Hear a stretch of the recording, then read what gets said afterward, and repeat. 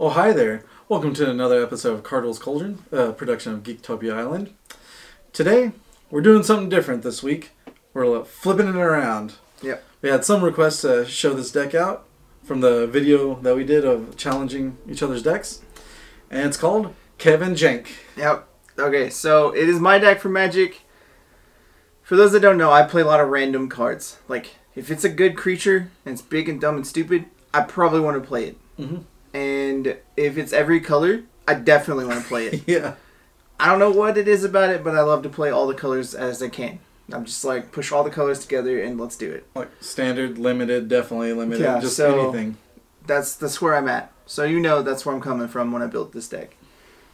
And to start it off with, speaking of colors, what you need, Naga Vitalist. Alright, so that girl, she's one of the cornerstones of the deck that I wanted to play with it because it's a 2 mana, 1/2, and it's a mana dork, but it adds a mana of any color your lands can produce. So it's like a weird reflecting pool on a creature. Yeah. It's really about it. Which also helps out, which is the Wayward Swordtooth, the next guy. I mean, y'all saw him get some work in that play game, but he's a 3 mana 5/5. He's got Ascend, and each turn you can play an additional land. Which That's is where so he helps good. out the most. Yeah. And if he has Ascend, you can attack and block with him. So I mean, he's there to get big late game, but mostly he's there to help me play lands. Yeah. So I can get to my big dudes. Because let's see, they're all real big dudes. It's in all different colors, so you're just like, this color, go. Yeah. Alright. Next up, I got Rhonas the Indomitable. I don't know how I feel about him yet, but he's a 4 mana, 5/5 with Death Touch, Indestructible. And he can't block, or he can't do anything unless he's unless you have another creature 4 or greater power. Yep. Which hopefully turn 3 you have a Wayward Swordtooth, turn 4 him, and then he can give things trample 1+2+0. Pretty good. Not too bad, yeah. That's it. That's why he's there. And also something with 4 power. We both enjoyed this card a lot, especially when it was announced. Golden Guardian, 4-drop artifact golem. He has Defender, so that's weird, right? He's a 4/4, which is awesome. But pay 2, Golden Guardian fights another target creature you control. When Golden Guardian dies this turn, return it to the battlefield transformed under your control. Into a Gold Forge Garrison. Yep. And there's a land, and it adds 2 mana of any one color to your mana pool. Which is really good. Pay 4, create a 4/4 golem token. Yeah. So you can already see Wayward Swordtooth 5/5, Rhonas Indestructible 5/5, Death Touch. Like you're already starting to get there. Yeah, and the moment you play a Golden Guardian, Rhonas gets to be turned on to being a creature, so you can fight him. Yeah. And he's got Indestructible, so you're like, great, don't lose this. And the best thing with Golden Guardian, of course, it costs 2. You don't have to tap them. Yeah. So you immediately get the 2 lands if you can flip them. Mm-hmm. And if you fight a small creature of yours and kill him a different way with a Fatal Push or something, it triggers anyway. Yeah, or if you're going to block a big dude and you're just like, great, now I'm going to fight my Naga Vitalist that's blocking something else. Yeah. It did its job. You just have to trigger the ability for it to go off. Yeah.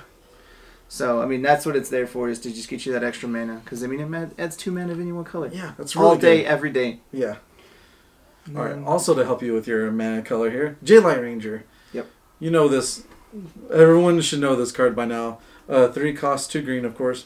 Enters a battlefield, you explore twice. Yeah. It just helps you get lands where it gets big. I don't care either way. Because, again, if you get the 2 counters on it, turns on Rhonas, can fight a Golden Guardian and kill it. And in sometimes deck text or deck videos, it dies a lot. Yeah. Sometimes it blocks a lot of dudes. And it comes back a lot. But we'll get to that silly card. Yeah. The next up is Baby Girl Hostage Taker. Because why not? Yeah. I mean, I've always liked things that take your creatures because I like to. Yeah. So, blue, black, and 2. When it comes into play, remove exile target artifact or creature. And then you can play that thing for whatever mana of any color. Yeah, you just pay the mana cost technically. Yeah. It steals your dude and gets him out of my way. And if I know you, Kevin, the more you like stealing dudes is the more you love angels more. Oh yeah. And if they can steal things, love it. If it's an angel that can steal things, it's so much better. Oh yeah. So Angel of Sanctions. If y'all watched that video, you got to see everyone freak out when I played that in the second game because it was just like, hey, I'm winning. Because it comes into play and removes a non-land permanent from your opponent controls from the game. Yeah. Until it leaves the battlefield. And if it does, then you can embalm it and bring it back to do it again. Yeah. I mean, I played this and Cardwell was not ready for it, and he was like, "Well, huh? What?" It was not fun. I got rid of it twice. So it was just still not good. I mean, so it's just really fun because you're like hostage taker, angel next turn, steal that dude, steal that dude, steal that dude, or that planeswalker, or that enchantment. Yeah, I mean, she's there for any kind of spot removal you need for that. Yeah, and then Big Daddy spot removal. I saw this dude and I was like, I have to play him. He's my favorite big dumb creature of the set so far. Yeah. And that's Tetzimoc the Primal Death. 6 mana Death Touch for 6/6. He's the black legendary dinosaur. You pay a black, reveal him from your hand, target creature gets a prey counter. Activated as a sorcery only on your turn. So only on your turn. Yeah. And when he enters the battlefield, destroy each creature with a prey counter on it. Y'all saw that in the play in the video. He does a lot of work if you have a lot of mana. So you're just like, that dude gets a prey counter. That dude gets a prey counter. For a little bit, if you have all the mana, you get to feel kind of like Oprah. Because you're like, that gets a prey counter, that gets a prey counter, you get a prey counter. And then he comes in play and gets all rid of all of them. Yep. It does mind tricks of whether if you want to keep playing more dudes and they'll keep playing more prey counters. And there's a cute little trick later that we'll show you, or that was shown in the video, a card later on. And my other favorite card in the deck that I just recently got to put in there is a Scarab God, because they're hard to find. But he's 5 mana for 5/5. At the beginning of your upkeep, each opponent loses X and you scry X, where X is zombies. But mostly he's there to bring back dudes from the graveyard, or you make copies of dudes and put them into play as zombies. Yeah. Like, the greatest creature in Standard right now. Scarab God's so good. The best one. And I mean, if your big dudes are dying, you're like, I don't care, I'm gonna make another one. Yep. And it's just super fun because you're just like, hey, all those things get prey counters. Let's bring back another Tetzimoc to kill all of them. Yeah, because it doesn't have to be the Tetzimoc in your hand. Yeah, it's just a Tetzimoc comes into play. It triggers whatever prey counters. Yeah. That's really it as far as the creatures go. Yeah, that's super cute. Now with the spells, we'll go on to Planeswalkers here. Now, Huatli, you said you might probably take her out, keep her. Yeah, I like the Planeswalker. I like the idea of it, and it does really cool things. Y'all get to see what it did against me.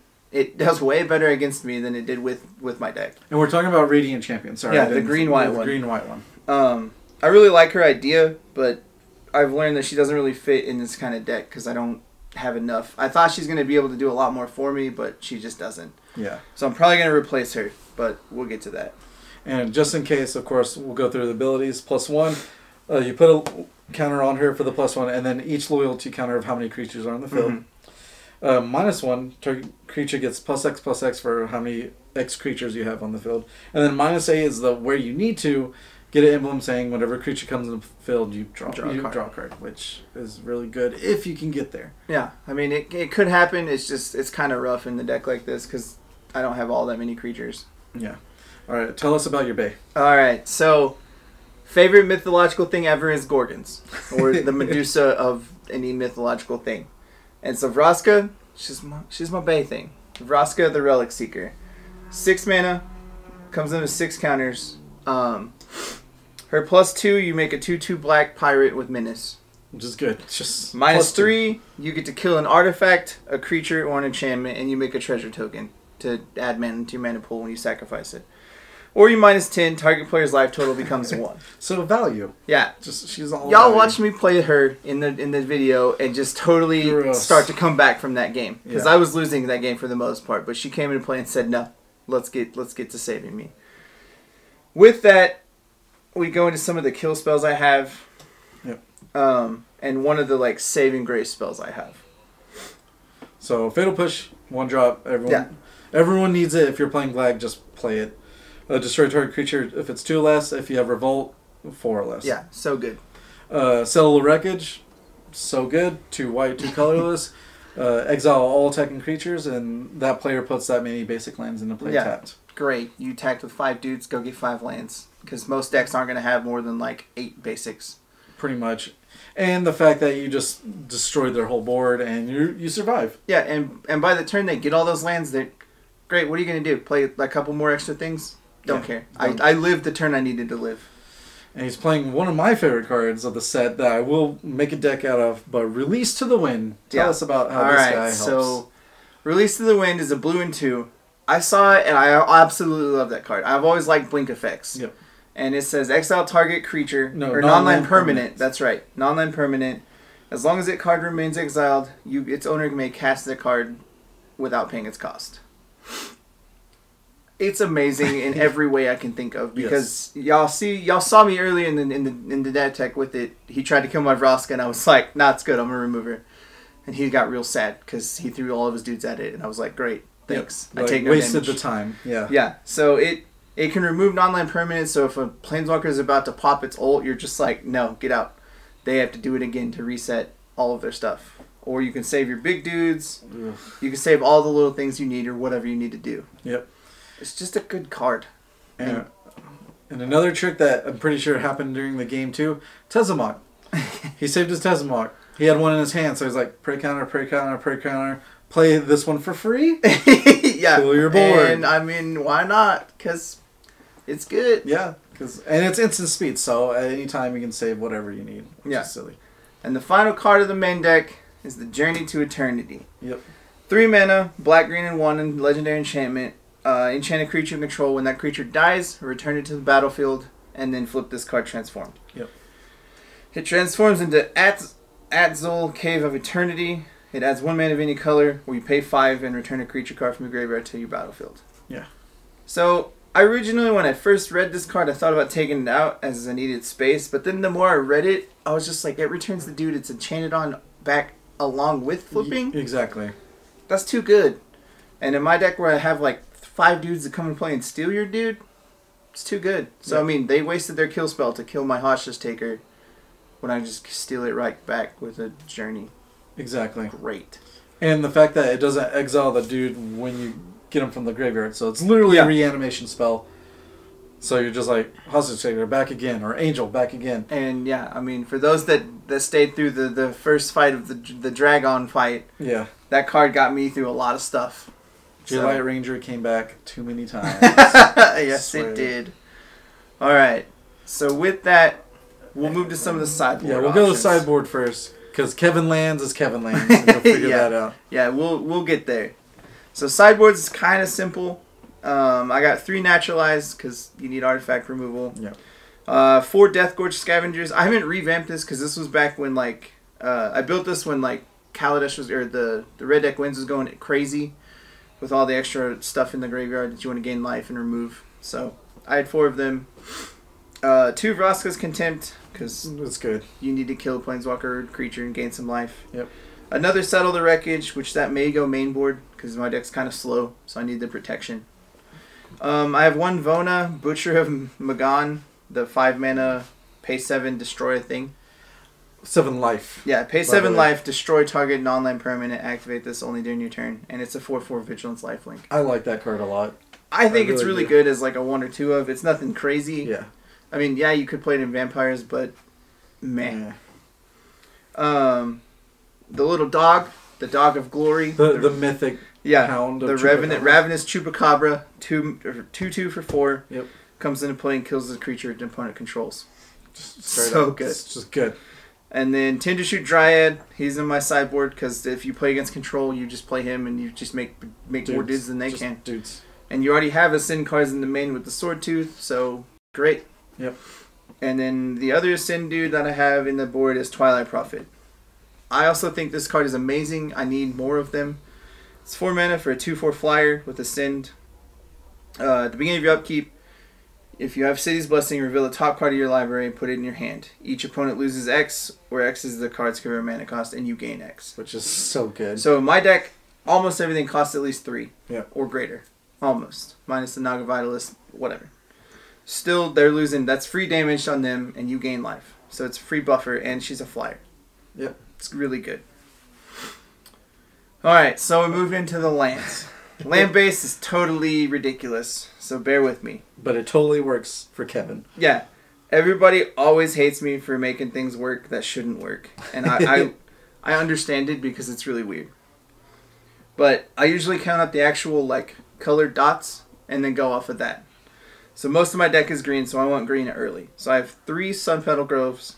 I have 2 Scattered Groves, which is the cycle green-white land. I got 3 Blooming Marsh, because I need some of the blacks. And then 2 Forests. So most of it's going to be green. I got 2 swamps, 2 plains, and 1 island to round out all the basics. We got 2 Drowned Catacombs, which is the blue-black Buddy land. 2 Fetid Pools, which is the blue-black Cycle land. 2 Concealed Courtyards, which is the white-black, I guess they're called Caffeine lands. I think so, yeah. They come into play with 2 or fewer lands, and then 1 Glacial Fortress, and then 2 Evolving Wilds. Because you never know, you may need to go get those basics out. Exactly. I run a couple more basics than normal just because everyone's going to be running Settle. So I know I'm going to have to lose some of my dudes to Settle, so I want to make sure I get something out of it. Or even Field of Ruin, too, because they're going to be destroying those lands. But my land base is crazy. I always think my decks are always pretty wild the way they do things. And on paper, they really shouldn't work. I don't know how sometimes they do, but they do. All of our local people know that I play this way. They know I play big dumb dudes. Yep. And sometimes it works, sometimes it doesn't. But I'll figure it out. I promise you that. Oh, yeah. But that's really it as far as the deck Kevin Jank's going. So, hope y'all enjoyed watching that gameplay video. But here's the deck tech for it. So yeah, thanks for, of course, making your stuff so we can present it to the world. Yeah. With that, well, thank you for everyone for stopping by. Hopefully you enjoyed your stay at Geektopia Island. Be sure to like and comment on the video. And to get our latest and greatest, go ahead and hit the subscribe button as well. And to get notifications, there's also a little bell that you can hit. Now, if you want to look at some old deck tech videos, go ahead and click to the right. And if you want to see them in action, click the videos below. Thank you.